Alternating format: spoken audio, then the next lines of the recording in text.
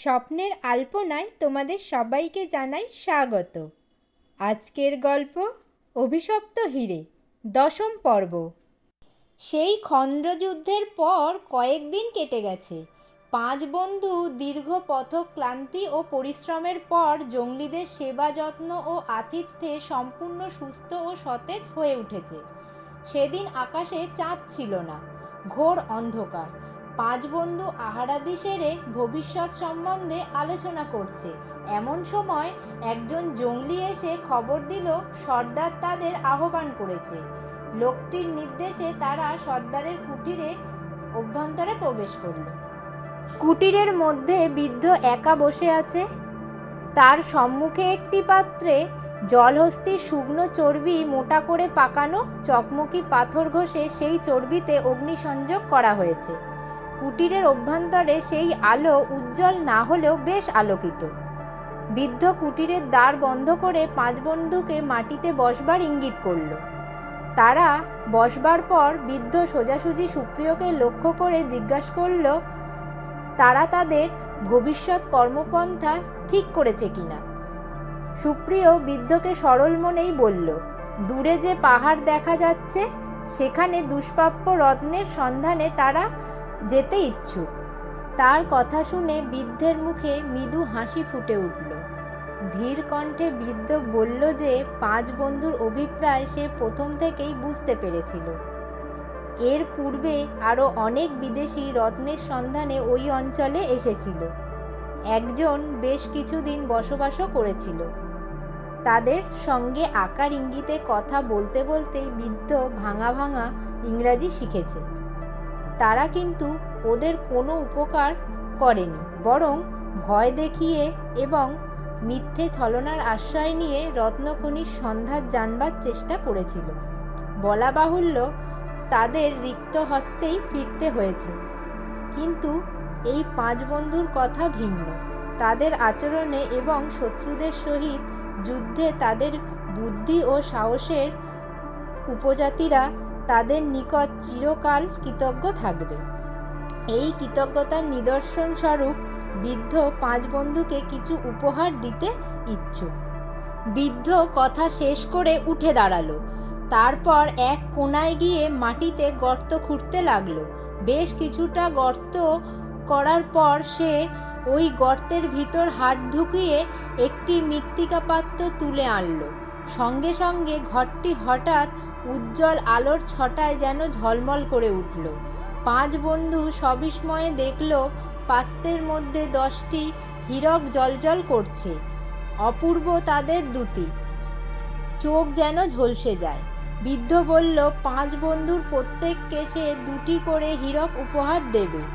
তবে তার অনুরোধ তারা যেন এই হীরকের খবর গোপন রাখে, নতুবা হীরকের লোভে দলে দলে বিদেশি এসে তাদের শান্ত জীবন অশান্ত করে তুলবে। 10টি হীরকের মধ্যে 2টি ছিল আয়তনে বড়। বৃদ্ধ হীরকগুলি বিতরণ করবার সময় সেই বৃহৎখণ্ড 2টি সুপ্রিয়র হাতে তুলে দিল এবং বলল তার সাহস ও বুদ্ধিতেই শত্রুপক্ষ পরাস্ত হয়েছে এবং অদূর ভবিষ্যতে তারা যে পুনরায় আক্রমণ করবে এমন আশঙ্কাও বিরল। তাই শ্রেষ্ঠ হীরক 2টি সে সুপ্রিয়র হাতে তুলে দিতে পেরে আনন্দ বোধ করছে। 5 বন্ধুর মুখে কোনো কথা নেই, শুধু নরেনের চোখ 2টি যেন জ্বলে উঠল। তার মুখে ফুটে উঠল একটা কুটিল হিংসার ছায়া। লোভ ও হিংসা এমন যে আজীবনের বন্ধুত্ব তার গরল স্রোতে খড়কুটোর মতো ভেসে যেতে এক মুহূর্ত সময় লাগল না। বন্ধুদের নিবিড় সম্পর্কে ভাঙনের এই প্রথম সূচনা। এর 2 দিন পর বৃদ্ধকে ধন্যবাদ জানিয়ে 5 বন্ধু ফিরে চলল। সর্দারের হুকুমে তার অনুচররা দল বেঁধে অরণ্যের অনেকটা তাদের এগিয়ে দিল। একটা পথের সন্ধানও তারা দিল, যা গভীর অরণ্যের মধ্যে দিয়ে না গিয়ে তার পাশ কেটে চলে গেছে। দিন কয়েক ভ্রমণের পর তারা প্রায় অর্ধেক পথ অতিক্রম করেছে। এমন সময় বরেন প্রবল জ্বরে আক্রান্ত হলো। দেখতে দেখতে তার সর্বাঙ্গ কালো হয়ে গেল। জ্বরের প্রকোপে সে ভুল বকতে লাগলো। বন্ধুদের সঙ্গে কিছু ওষুধপত্র ছিল, কিন্তু সেসব কোনো কাজে লাগলো না। এক প্রকার বন্য জ্বরে বরেন আক্রান্ত হয়েছে। এর চিকিৎসা জংলিরা ছাড়া আর কেউ জানে না, কিন্তু ওদের আস্তানা তারা অনেক পিছনে ফেলে এসেছে।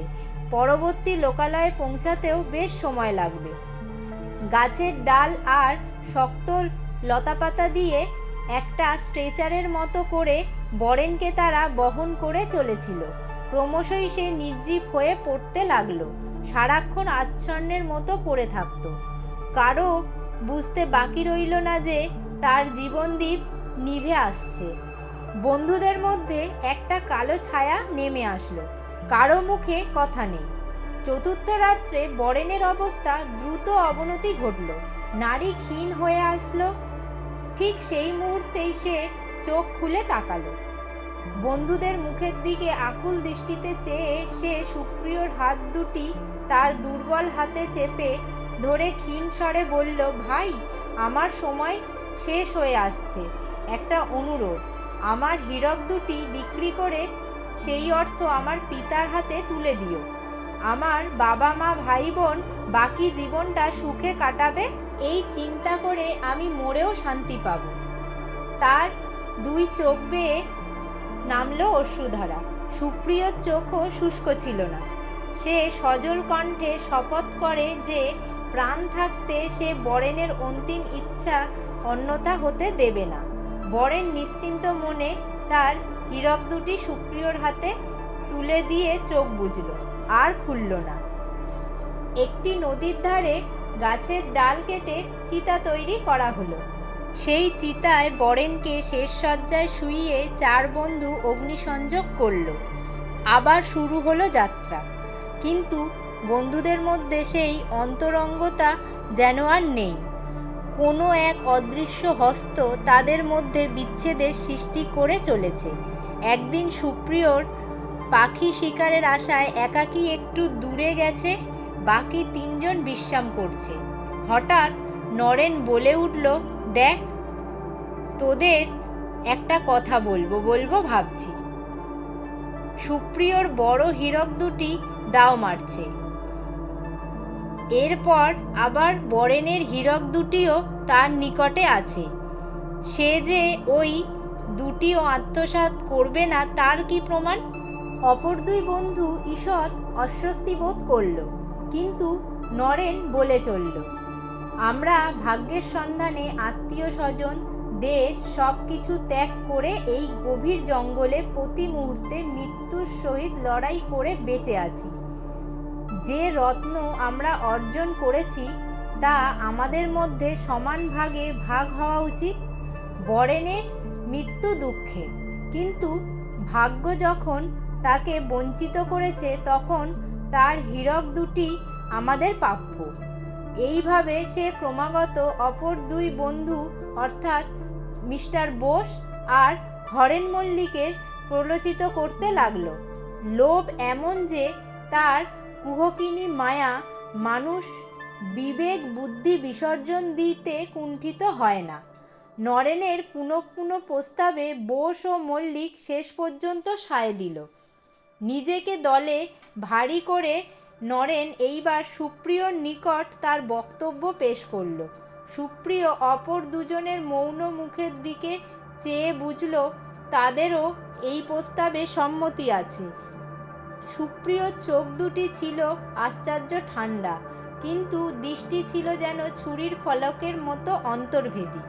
কিন্তু শীতল দৃষ্টি তিন বন্ধুর মুখে বুলিয়ে সে ধীর কণ্ঠে বলল, তোমরা যে এত নিচে নামবে তা আমি ভাবতেও পারিনি।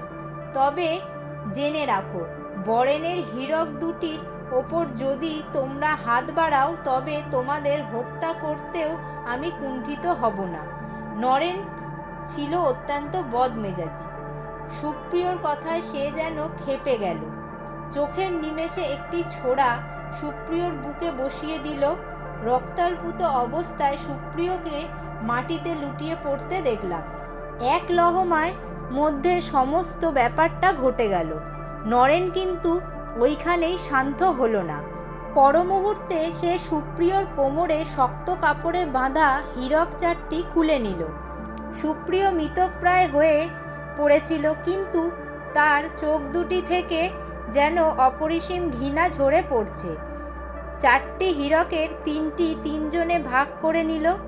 নরেনই কুচক্রের নেতা, তাই সুপ্রিয়র বড় হীরকখণ্ড দুটি একটি তার ভাগে পড়ল। স্থির হলো অবশিষ্ট বড় হীরকটি বিক্রি করে যে অর্থ পাওয়া যাবে তা তিনজনে সমান ভাগে ভাগ করে নেবে। সুপ্রিয়কে সেই গভীর অরণ্য থেকে কিছু দূরে হিংস্র বিপদসংকুল এলাকায় মৃতপ্রায় অবস্থায় ফেলে রেখে বাকি তিন বন্ধু প্রস্থান করল। বর্ণিত ঘটনায় চরম বিশ্বাসঘাতকতার এক কাহিনী আমি লিপিবদ্ধ করলাম। ওই হীরক বিক্রি করে প্রচুর অর্থ আমরা পেয়েছিলাম। দেশে ফিরে ওই অর্থে আমরা সমাজে সুপ্রতিষ্ঠিত হয়ে বসেছি। তবে বলে রাখা ভালো যে হীরকটি বিক্রি করে তাদের অর্থ আমাদের তিনজনের মধ্যে ভাগ করার কথা হয়েছিল তা আর হয়নি। নরেন ওই হীরেটিও আত্মসাৎ করেছে। ছুরিকাঘাতে কেষ্টর মৃত্যু এবং ঘটনাস্থলে রুহিতনের দশ যে আমাদের বিশ্বাসঘাতকতার কথাই মনে করিয়ে দিচ্ছে। সুপ্রিয়র মৃত্যু হয়নি, যেমন করেই হোক সে বেঁচে গেছে এবং বিশ্বাসঘাতকতার চরম দণ্ড দেবার উদ্দেশ্যে সে দীর্ঘকাল পরে ফিরে এসেছে।